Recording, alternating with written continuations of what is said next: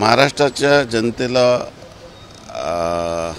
मोफत वाढू मिळावी आणि सुलभ वाढू मिळावी यासाठी माननीय महसूल मंत्री यांनी नुकतंच 30 तारखेला महाराष्ट्राच्या सर्व जनतेला तहसीलदारांनी 660 रुपये घेऊन वाढ उपलब्ध करून द्यावी, तसेच घरकुलच्या लाभार्थ्यांना फ्री रॉयल्टी पास घरी पोहोचून द्यावी याच्या संदर्भामध्ये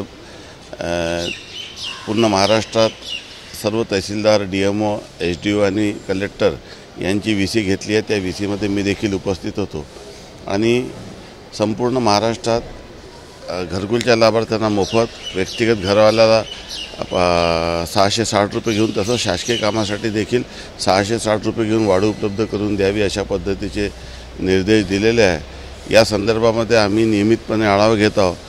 माननीय महसूल मंत्री स्वतः याकडे लक्ष घालत आहे आणि महाराष्ट्राच्या वर्षानुवर्षापासून सामान्य नागरिकांना जो वाढूचा त्रास होता त्याच्यातून दिलासा मिळालेला आहे आणि पुढील 15 दिवसात याची प्रभावी अंमलबजावणी होईल यासाठी शासन प्रयत्नरत आहे।